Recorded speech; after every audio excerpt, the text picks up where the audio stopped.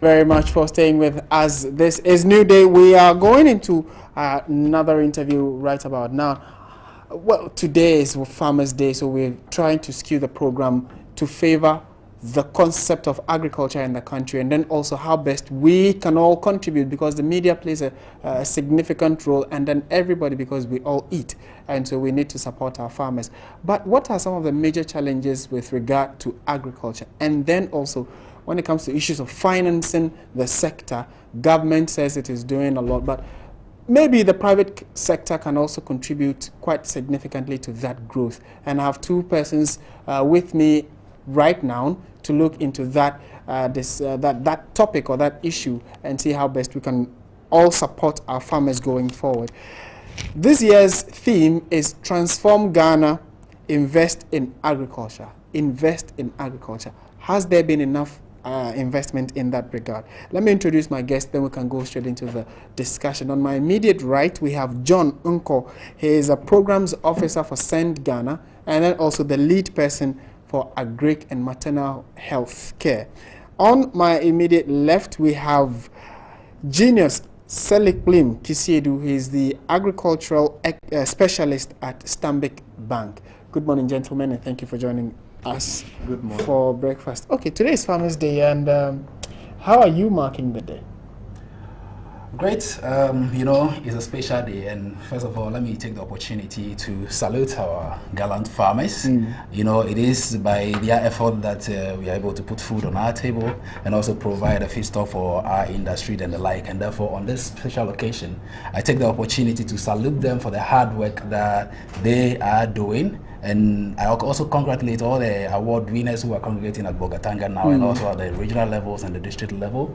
We salute them, and from Standbic point of view, we cherish the opportunity and then the chance to be able to work with them all this while. And we want to say a very big ayiko to them, and then also to urge them on even to work harder in this transformation drive. Okay. And we want to assure them that we are there to support them even in this move forward. Okay.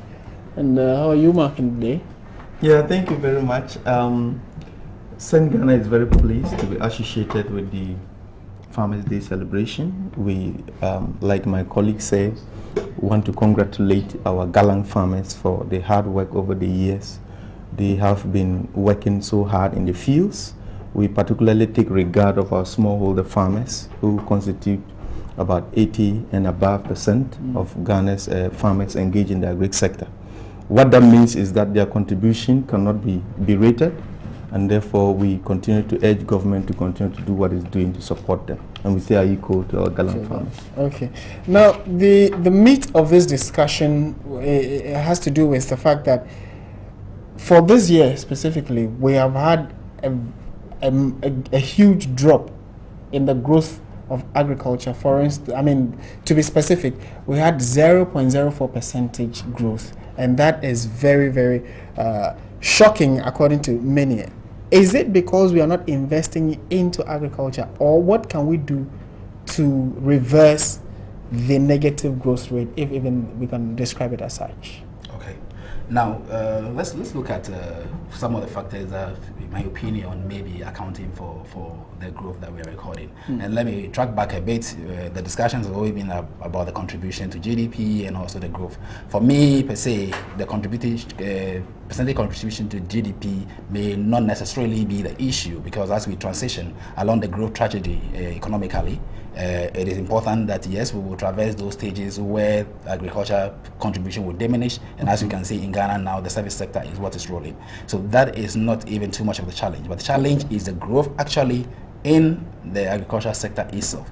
In simple, what it then means is that if we are growing at this space, it means that to get there, it is going to take us a very long time to get there. So that is actually the challenge. In my view, what may be the contributing factors that are bringing it this far? Now, I look at it from the investment point of view, in the fact that are we investing in agriculture as we should be? And that is a critical factor, because it may boil down to the infrastructure. Infrastructure here, I look at it broadly. You're talking about irrigation, you're talking about road networks, you're talking about even the processing and post-harvest management infrastructure. If this is not there, no matter what we do, we would not achieve the yields that we anticipate. So this is going to be a huge thing. So the investment in infrastructure is critical.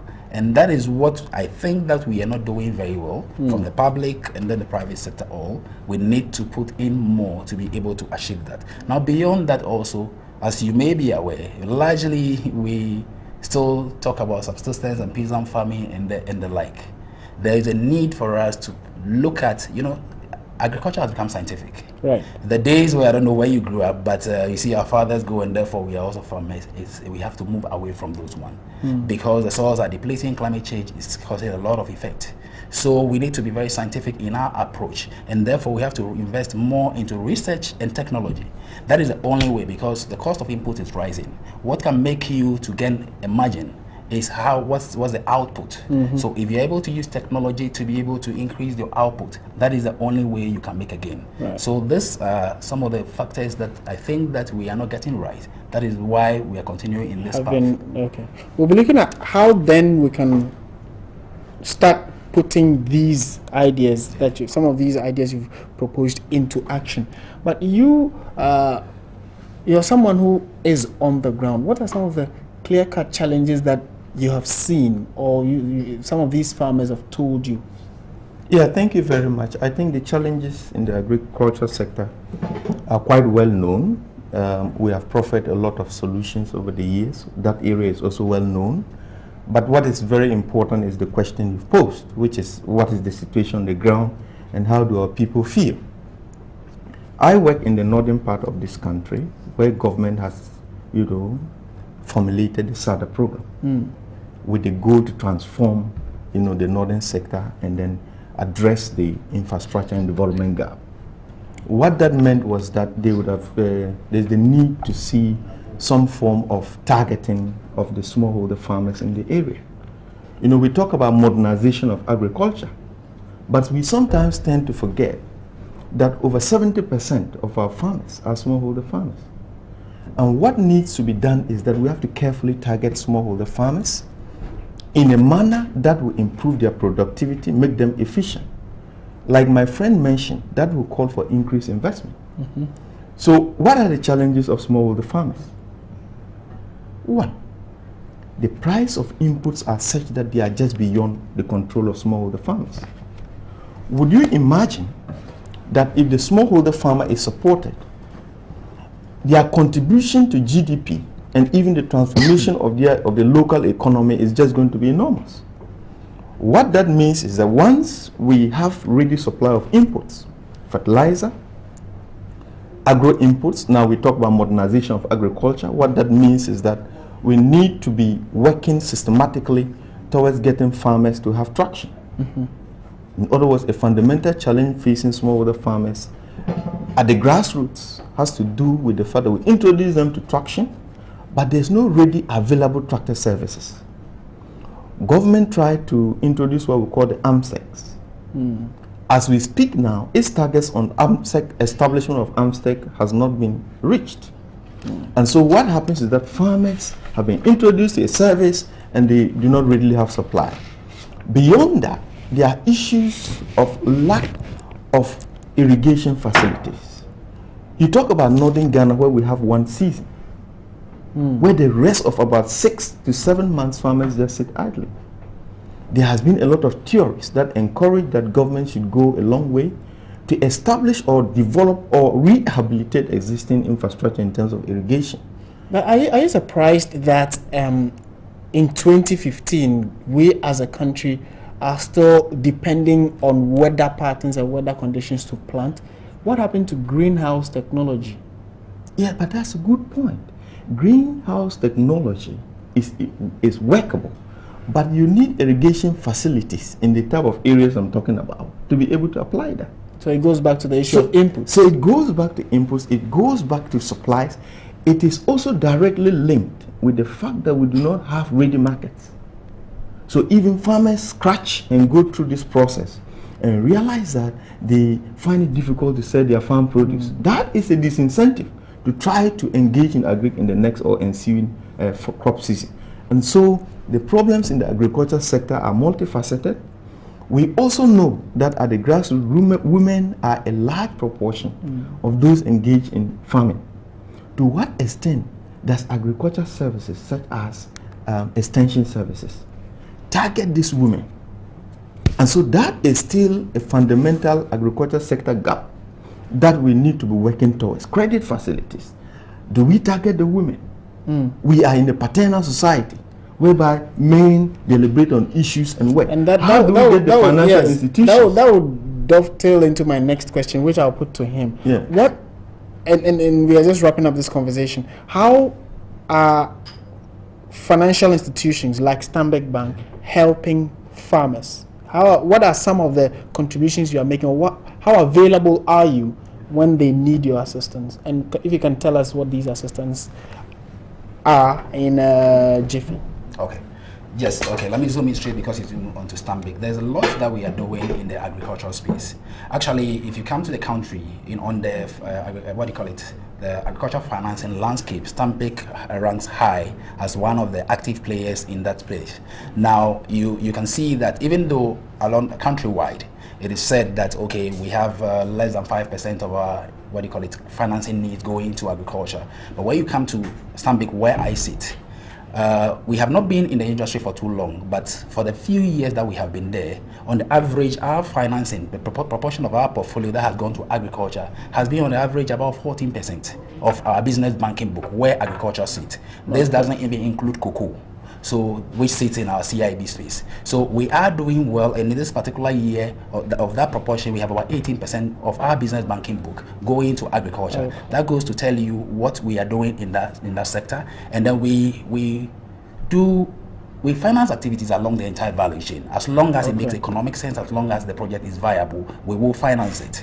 Now, we target value chain financing activity, which allows us to track, tie the deals end to end, so that yes, the farmer is served, and then we also don't lose out. We have this model in Standbic that we use. Okay. Because of our structure and then our capacity, we are not able to go straight to the lower level, like my brother said, the individual 2-acre farmer. We may not be able to do it per our structure currently, and then the capacity. But are you looking at doing that? No, we do that. I'm explaining the model. What we do is to target, we have, like we talk about in the north, for example, we have aggregator schemes, we have service mechanization, service provider scheme. What we do is to target that middle person, which is bigger, who lives in the community, who knows all those things, and provide services to them. So we finance that person who is able to provide plowing services for you, provide input services for you, and is in some cases able to do the post-harvest management, so that the farmer is able to get input to be able to do the production, and then he is also able to mop it up, and then there is an off-taker, which we also have financing arrangement with. So you see that in that case, it becomes very comfortable for the bank, and that is what we do. And is it on a large scale? And are the farmers feeling this plans that you already have running, or is just on a pilot basis for No, it's something that we have been that doing. is massive, and even that is at that level. But beyond that, from the middle scale, the SME space and all this, we finance a lot, and we finance most of the biggest projects in this country in the horticultural space in terms of adding value and processing our horticultural commodities. Even we are the pioneers in transforming cassava into ethanol, which is the project we are doing now in Volta region. All right, and your final words. There's hope for the agri sector even there. Yeah, as far as that is concerned, we on the ground think that we need to see some more action, because all these that are spoken about, remain at a certain high level there, and then the farmers on the ground really want to see this transform their societies. And so there are very many of these issues, especially fertilizer, inorganic fertilizer that has been introduced. It becomes increasingly difficult for many of these farmers to have access to that. It currently stands at about 89 Ghana cedis based on government subsidy, but in the marketplace it's about 120, and that's a big problem. I'm being whipped to wrap up this conversation, but yes, today is Farmers Day. We dedicate the day to our farmers, and we want to say we celebrate you. I want to say a big thank you to my two guests. I know that there's a lot more to talk about when it comes to agriculture. We probably would have to make time again so you can join us, give us further details of what you are doing and how we can better the agri sector. Thank you to John Nkaw, Programs Officer, Send Ghana, and lead person for the agri and maternal health care. And then also Genius Selikplim Kissiedu, he is the agricultural specialist at Standbic Bank. Thank you very much. We cross over to Sangmokitete, who is cooking something definitely some farmer somewhere was able to put together. That's rice and also... and mansion right here on Chop Pot. And the meal...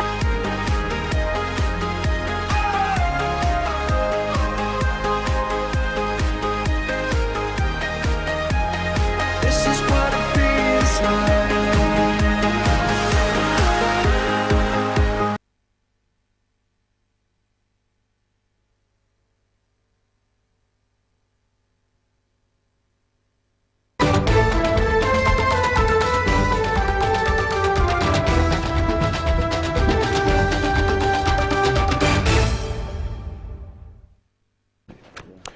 Right, now let's deal with agriculture and talk about fertilizer subsidy. Now, Send Ghana says the effectiveness of the fertilizer subsidy to smallholder farmers program is at stake. Now, according to a research report launched by the group, the program is fraught with an inefficient quality control mechanism that does not ensure fertilizer supply to farmers is of higher quality. And that is not the only issue that the research found out. My guest tonight is Mr. John Nkaw. He's a program officer of Send Ghana and also the lead researcher in this particular report.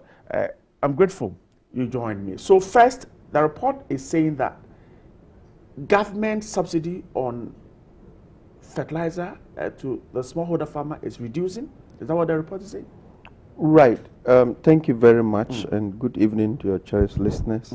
And let me also put on record that this research has been supported by Care Denmark, and it's important to put that on record. Okay. The study, as you rightly mentioned, was carried out against the backdrop that there were the challenges of sustainable funding of the government fertilizer subsidy program. As a result of that, you realize in 2014, government could not, support the fertilizer subsidy program. Therefore, we didn't benefit significantly from the subsidy. That was in 2004. That was in 2014. 14. Yes, that's pretty last year. As a result of that, there are reports in the study area of some of the districts that we worked in having failed targets in terms of food crop productivity. And therefore, Send Ghana, with the funding support from Care Denmark, went out to at least conduct some form of research to ascertain the veracity of or the impact of some of those challenges. And therefore, we came out quite clearly with some of the conclusions that government rate of subsidy have been declining over the years, although government has kept faith since 2000, systematically increasing the subsidy allocations. Can you paint the picture of the decline? Yeah, the decline in 2008, if I may take you that to establish the decline, government subsidized 50% of fertilizer, of the cost of fertilizer in the marketplace. So what that means was that if fertilizer was about 400 or 40 Ghana cedis, it came down to about 20 Ghana cedis. But as we go along, and right up until 2015, the subsidy rate declined to 21%. So now we have 21 from 50. Yes, over the years. And so that is why I was making the point that although government has kept faith, because if you look at the statistics, the allocation in 2008 was about 43,176 thousand metric tons. In 2015, government allocated 180,000 metric tons of fertilizer to be subsidized under the program. So this constitutes a major leap of more than 300%. But if you look at the current analysis of the situation, as we speak, current statistics indicate that government did 90,000. That's a further reduction. So what that meant was that there's a reduction in what government said it would do in the 2015. What is the impact on smallholder farmers? The impact has been quite enormous because farmers then have to cut back their land acreage, as we found on the ground. And that, of course, has some implications in terms of their farm productivity. And the more their productivity is reduced, the more their household income reduces.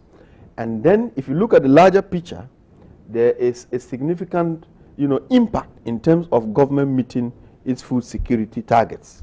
Beyond that, farmers were quite clear in terms of when the subsidy started. Most of them were able to point to us that, you see, this household, we now live in zinc houses. It was as a result of the increases in income that we made as a result of the increment in government subsidy to the extent of 50%. But now, as it goes down, we are facing the challenges on the ground. And that is why this research is very important in trying to point to government that this is an important program, public policy program, that citizens at the grassroots so much appreciate. And therefore, we need to prioritize this subsidy program, find sustainable funding for it. And that is one of the recommendations to government. Right. Are there others? Yes, there are a number of recommendations. Let's quickly run. We also realize, thank you very much, we also realize that the number of sales outlets, distribution outlets, are end mostly at the level of the district capitals.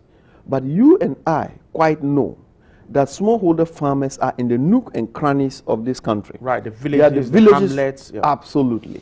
And therefore, there is the clarion call that government should work with the private sector, because this fertilizer subsidy program is implemented on the PPP approach,